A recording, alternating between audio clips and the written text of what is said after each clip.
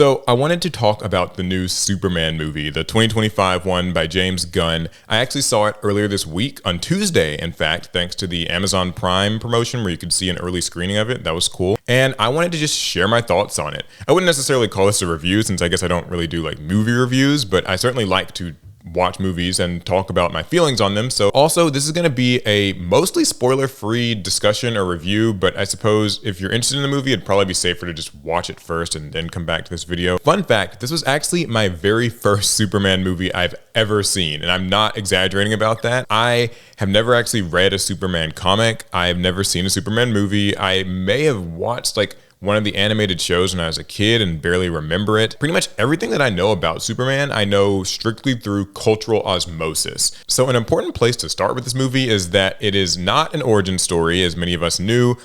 He's been operating as Superman for I think 3 years. He's been in a relationship with Lois Lane for a few months. She knows who he is. She knows who Clark Kent really is. And some of the good guys and bad guys already seem like they've been established in the world. And I thought that was a really interesting decision because typically with these sorts of reboots, I guess, you would want to have an origin story for your hero. But I like that the movie kind of doesn't speak down to your intelligence. It assumes that you, like me, through cultural osmosis or whatever else, just know who Superman is. I mean, he's kind of iconic. It makes sense. And so it allows us to get into a story that is already sort of able to hit the ground running. And I thought that was a really interesting choice. Another thing, too, is that this movie felt extremely unique. Like in comparison, I guess, to other superhero movies that I've watched recently, just from the pacing that it uses, the way that it's shot, the ideas that it goes with, the way it tells its story, everything felt like, if I had to sum it up, it actually felt like what I imagine, reading a comic book issue of Superman to be like. I guess I can't really say that because I've never actually read a Superman comic, but it just felt very like, zany and over the top, and it really like leaned into the fun aspect. It doesn't spend so much time sort of explaining why things are the way they are, or like why something kind of really crazy and random can happen, or why people will suddenly kind of act one way and then act another. You just kind of like go with it and trust them. And so I think you have to be willing to relinquish yourself a little bit to that. I know some people are a lot more critical about like storytelling and character motivations, but I feel like here it was much more just like, the crazy stuff's happening. Superman's got to save the day. That's how it's going to be. So the first big thing about Superman's character is that he is a hero in this movie, and the movie really like shows it. It doesn't just tell you he's a hero, like you see him really doing that. So he's not just, using superpowers and flying around and shooting laser beams for the sake of, like, he actually saves people. Whenever there's like a falling building or a piece of debris or just some danger that somebody's in, you see multiple times that he will go out of his way to save people and make sure that they're not just saved, but actually like taken to safety. And he asks how they're doing, tries to reassure them. I thought that was really cool because it made me realize that a lot of superhero movies and shows and stuff don't actually really show the protagonist or the hero saving people. They will be saving the world at large from kind of a hypothetical problem, and that's cool, and there's certainly lots of that in this movie too. But I thought that it was just really cool that they actually show him taking care of people individually and doing it very altruistically. He wants to, fit in with people, but he isn't doing it for like the sake of vanity. I think that he just kind of wants to be sort of seen like another human being. It actually goes into, I guess, one of his character flaws, which is that he is trusting to a fault. And I guess if you're a Superman fan, you already know these things, but this is all kind of new to me. It's interesting because like most superhero characters kind of have some degree of like, I guess, self-doubt or maybe cynicism, but Superman really does just see like everybody as a pretty good person. It's interesting because like he's basically surprised that Lex Luthor hates him and is evil, but he also sees like a path to redemption for all of the people that do really terrible things to him. He's like, it's not too late for you.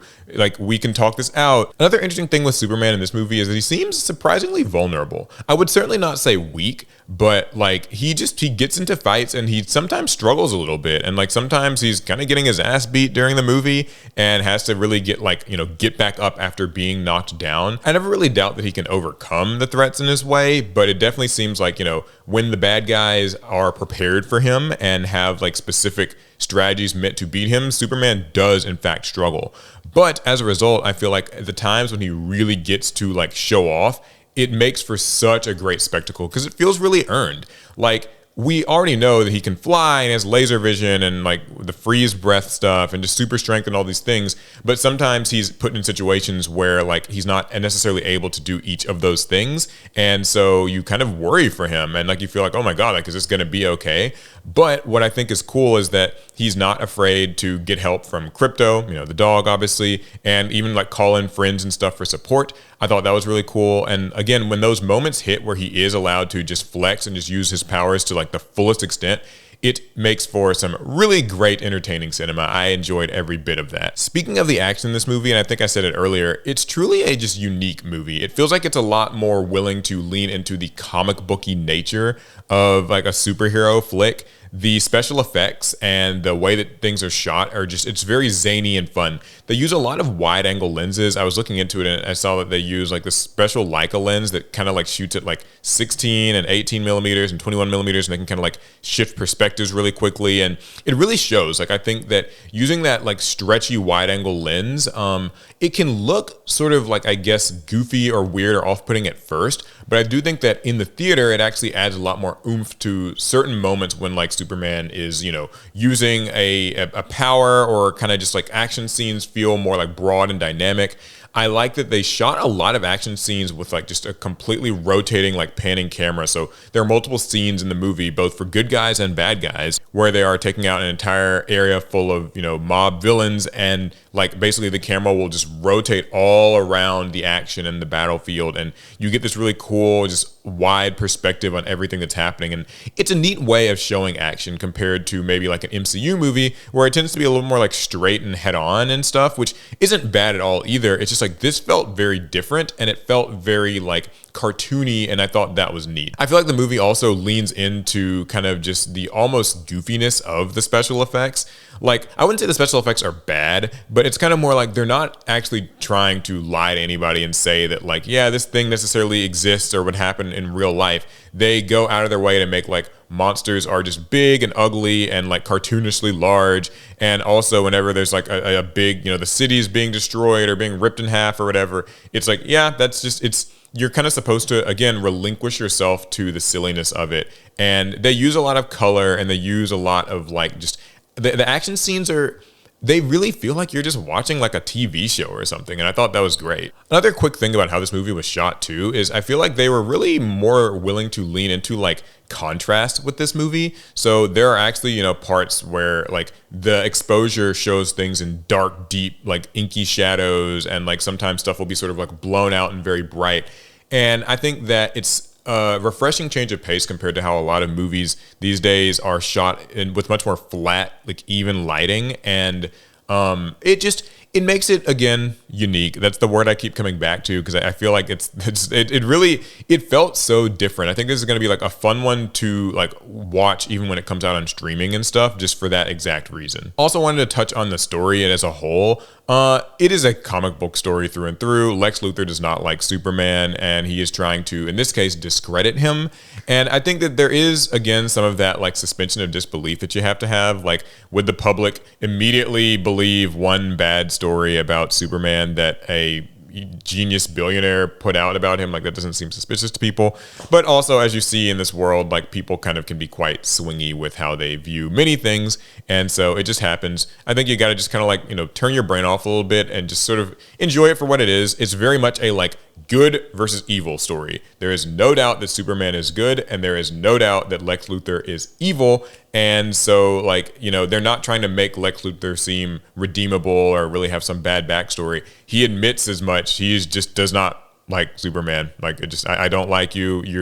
You're good, and that makes me seem bad, and so I just have to get rid of you. Oh yeah, and the supporting cast in this movie I think is really strong. I loved the sort of dynamic of the writers at the Daily Planet.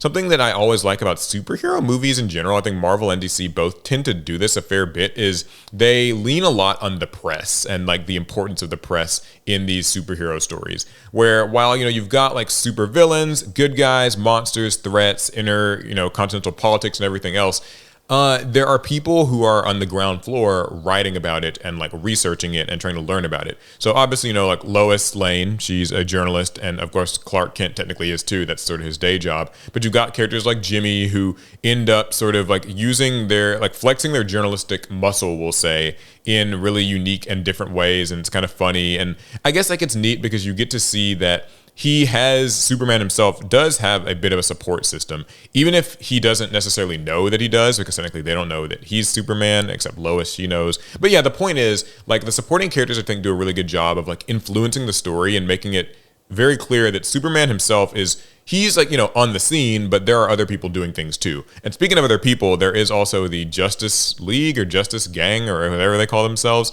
which was really fun. I thought that seeing like Green Lantern and Mr. Terrific and Hulk Girl, they were all very cool. They each got cool moments to shine. They sort of they're in an interesting place because you don't really know if like you see them as good people or bad. Like obviously they're heroes, but they're not like so altruistically good like Superman is, but I actually thought that made the characters feel more unique.